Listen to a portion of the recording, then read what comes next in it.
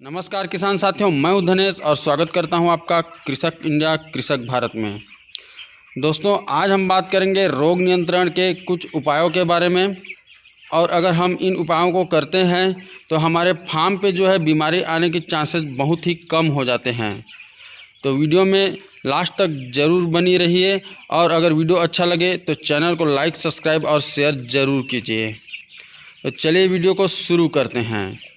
रोग नियंत्रण के उपाय में सबसे पहला पॉइंट है दोस्तों, उचित जल निकासी की व्यवस्था करना। दोस्तों, अगर आपके फार्म के आसपास अगर बोरवेल या तो कुछ ऐसी गड्ढा वड्ढा है जिसमें पानी भरा रहता है और अगर बोरवेल का पानी आपके फार्म के अगल बगल से गुजरता है तो आप उसकी उचित प्रबंधन ज़रूर कीजिए, क्योंकि अगर जहाँ पे पानी रुकेगा वहाँ पे बीमारी आना स्टार्ट हो जाता है। तो इस चीज़ को ध्यान दें। अगर आपके फार्म के आसपास कोई गड्ढा वड्ढा है तो उसे ज़रूर गड्ढे को पटवा दें।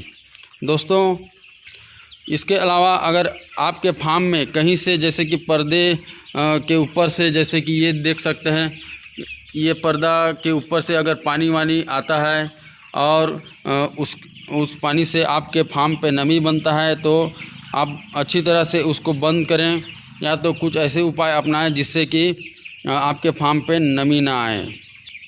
अगर नमी आता है तो बहुत सारी बीमारी आपके फार्म पे आ सकते हैं।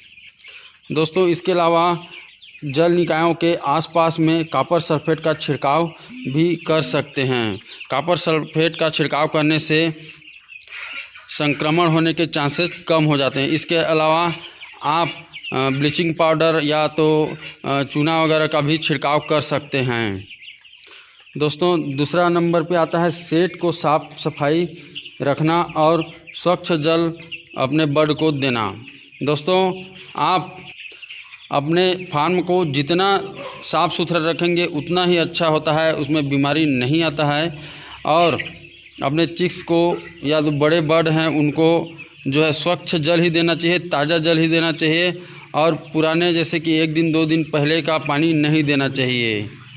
और जैसे कि कई बार होता है लाइट वाइट गोल हो जाता है तो फिर हम पुराने जो पानी रहते हैं उसको दे देते हैं। खैर, वो तो एक मजबूरी हो जाता है, लेकिन यथासंभव हमको ताज़ा पानी ही अपने बर्ड को देना है।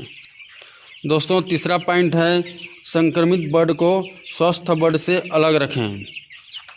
अगर हमारा बर्ड इतने उपाय करने के बाद भी हो जाता है अगर संक्रमित, तो सबसे पहले जो है बीमार बर्ड है उसको अलग रखें। उसके लिए अलग से एक पार्टीशन करके बना दें जगह जिसमें बीमार बर्ड को आप रख सकें। तो उससे क्या होगा, जो बीमार बर्ड है उसका बीमारी जो है जो स्वस्थ बर्ड हैं उसमें नहीं आएगा और आपके बाकी बर्ड जो है सुरक्षित रहेंगे। और बीमार बर्ड का इलाज आप जारी रखिए। साथ ही साथ अपने स्वस्थ जो बर्ड हैं उनको भी मेडिसिन आप चला सकते हैं। दोस्तों, इसके अलावा अगर आप चिक्स खरीदते हैं तो चिक्स को बहुत ही अच्छी तरह से देख लें किस एक्टिव है या नहीं है, क्योंकि उसी टाइम हम बहुत सारे किसान जो हैं गलती कर देते हैं, अपने चिक्स को देखते नहीं हैं। जैसे डिब्बा में बंद होकर आता है वैसे ही ले आते हैं। हमको उनको अच्छी तरह से देखना है वो एक्टिव है या नहीं, या तो फिर वो आलस में है, सोए हुए हैं। इस तरह से अपने को निरीक्षण कर लेना है, जिससे कि कमज़ोर और बीमार बर्ड जो है हमारे फार्म पे न आए।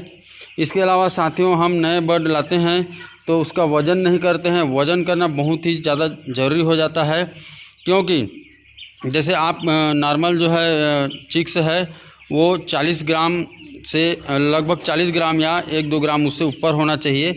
उसको स्वस्थ और अच्छा वज़न वाला चिक्स माना जाता है।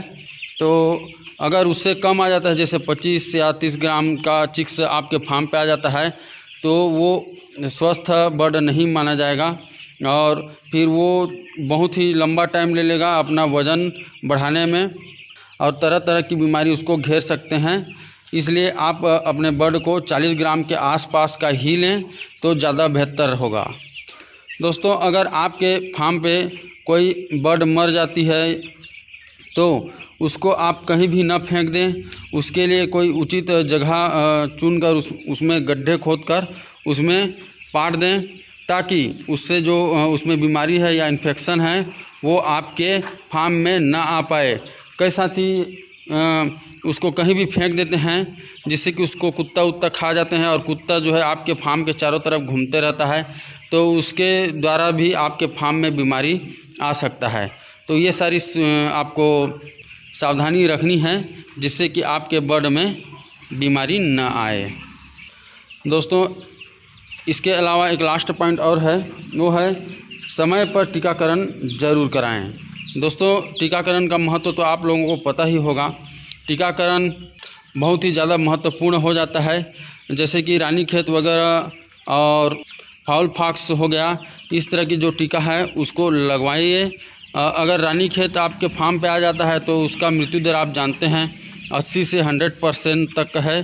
तो उस तरह की बीमारी ना आए इसलिए आप टीकाकरण ज़रूर कराएं।